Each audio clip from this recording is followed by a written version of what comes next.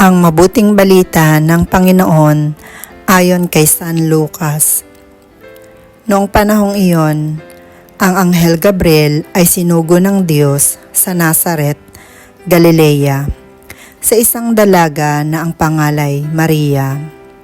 Siya ay nakatakdang ikasal kay Jose, isang lalaki buhat sa lipi ni Haring David.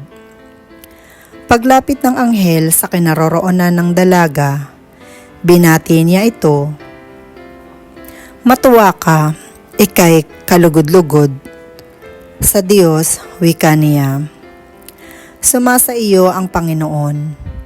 Naguluminhanan si Maria sa gayong pangungusap at inisip niyang mabuti kung ano ang kahulugan niyon. Kaya't sinabi sa kanya ng anghel, "Huwag kang matakot, Maria, sapagkat kinalulugdan ka ng Diyos. Makinig ka, ikaw ay maglilihi at manganganak ng isang lalaki at siya ay tatawagin mong Jesus. Magiging dakila siya at tatawaging anak ng kataas-taasan. Ibibigay sa kanya ng Panginoong Diyos ang trono ng kanyang amang si David. Maghahari siya sa angkan ni Jacob magpakailanman, at ang kanyang paghahari ay walang hanggan." "Paanong mangyayari ito, gayon ako'y dalaga?" tanong ni Maria.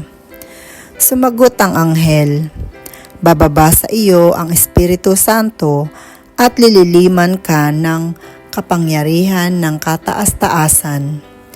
Kaya't banal ang ipanganganak mo at tatawaging anak ng Diyos. Natatandaan mo ang iyong kamag-anak na si Elizabeth? Alam ng lahat ng siya'y baog, ngunit naglihi siya sa kabila ng kanyang katandaan, at ngayoy ika-6 na buwan na ang kanyang pagdadalang tao, sapagkat walang hindi mapangyayari ang Diyos."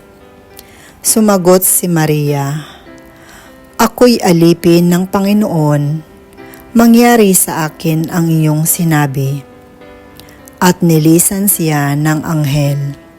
Ang mabuting balita ng Panginoon.